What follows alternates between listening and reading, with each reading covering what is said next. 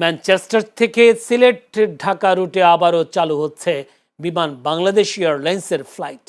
দীর্ঘ প্রায় ৩ মাস ১১ দিন বন্ধ থাকার পর আগামী ৪ জুলাই থেকে পুনরায় এই রুটে ফ্লাইট পরিচালনা শুরু হবে।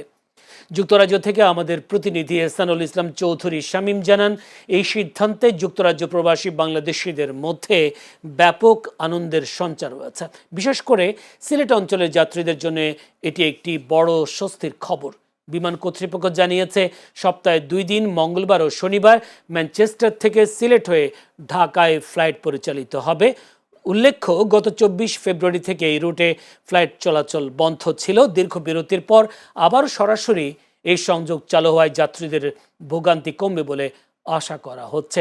এই উদ্যোগের মাধ্যমে যুক্তরাজ্য ও বাংলাদেশের মধ্যে যোগাযোগ আরও সহজ ও গতিশীল হবে বলে মনে করছেন সংশ্লিষ্টরা।